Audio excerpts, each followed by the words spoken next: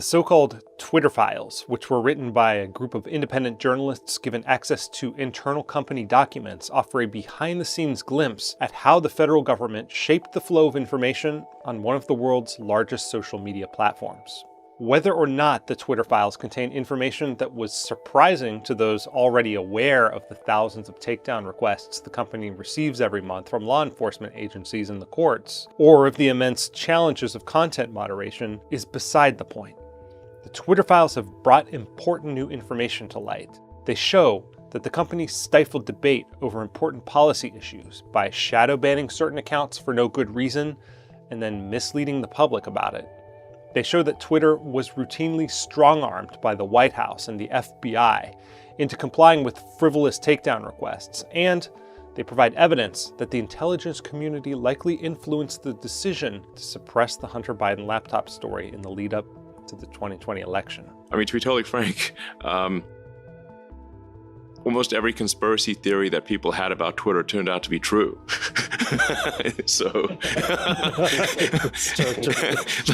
Is there a conspiracy theory about Twitter that didn't turn out to be true?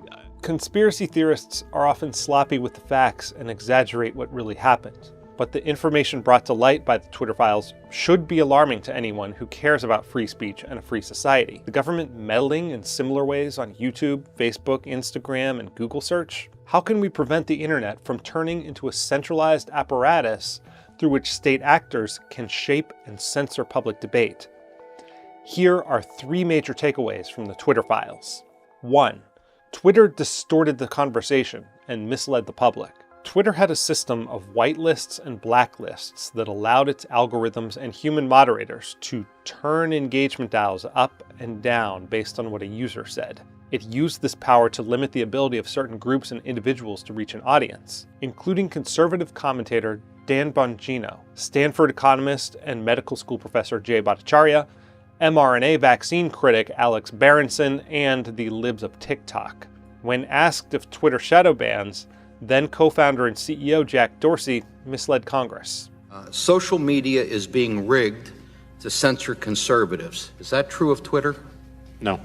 Twitter shadow banning prominent Republicans. Is that true? No. Companies sought to cover by tap dancing around the meaning of the word. In a 2018 blog post, Twitter's trust and safety team wrote, "We do not shadow ban. You are always able to see the tweets from accounts you follow, although you may have to do more work to find them, like go directly to their profile."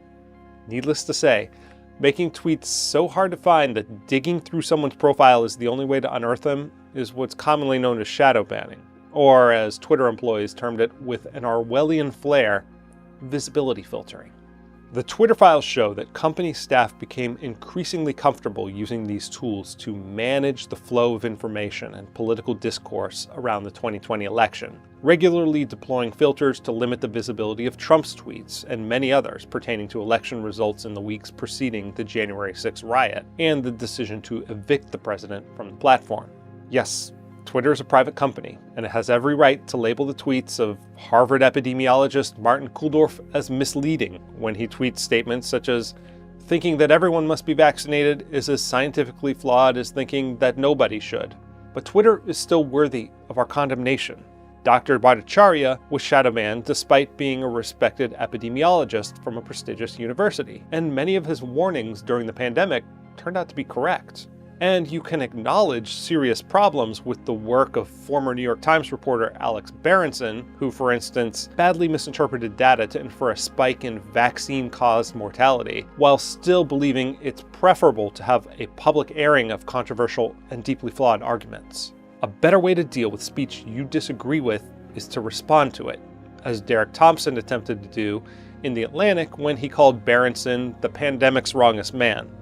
Ironically, Twitter raised Berenson's profile by allowing him to inhabit the role of the oppressed truth seeker. 2. The government is secretly policing speech.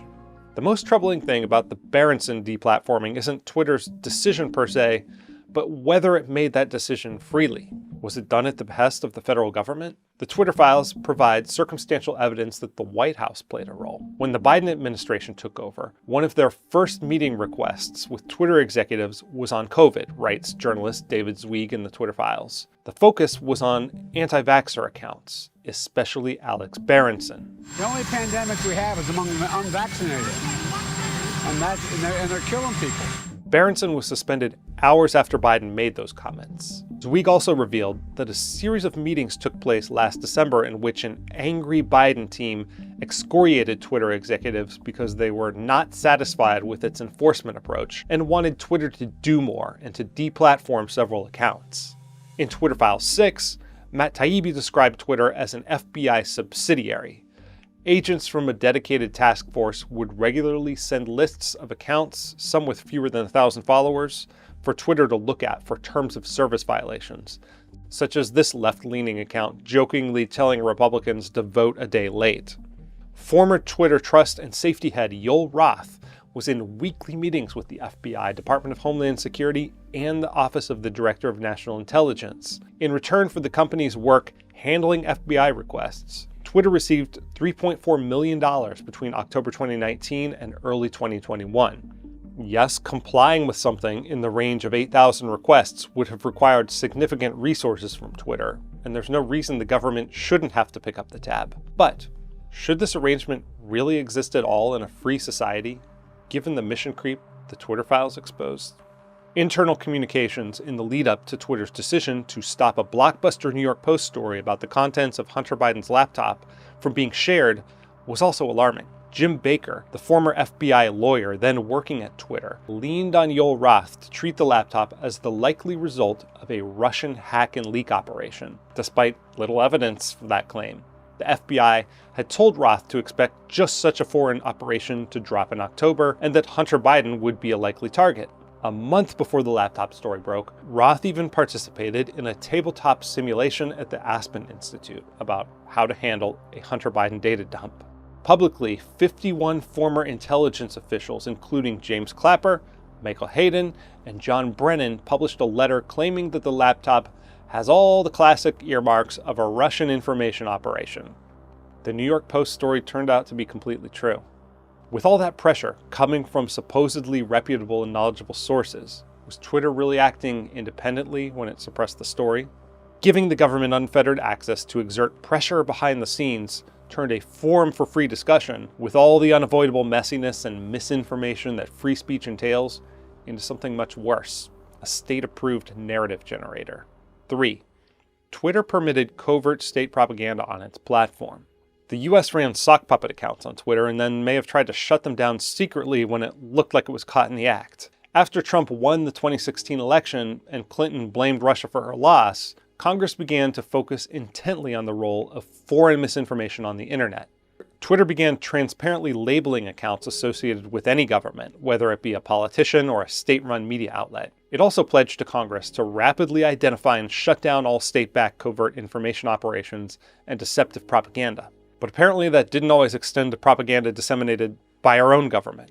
As The Intercept's Li Fang revealed, the U.S. Central Command, CENTCOM, asked Twitter to whitelist a number of Arab language accounts spreading messages in support of the U.S.-backed Yemen war, so that they would get the same special treatment that verified accounts receive. Twitter complied.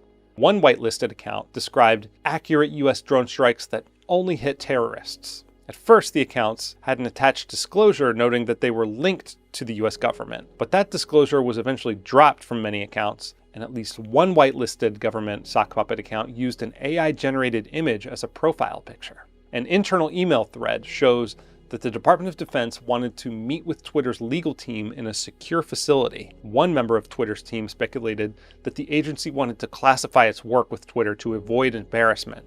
Baker suspected that the fake accounts were set up using poor tradecraft and that they wanted to wind down the operation without revealing accounts' connection to the DoD.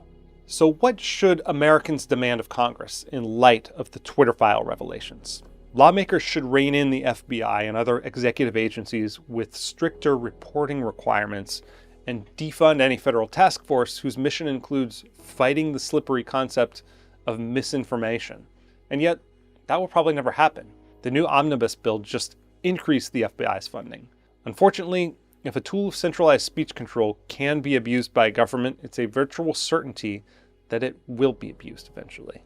We should follow the advice of Julian Assange and the cypherpunk movement that shaped his thinking, which maintained that technology, not government policy, is the only effective check on authoritarian tendencies in the long run.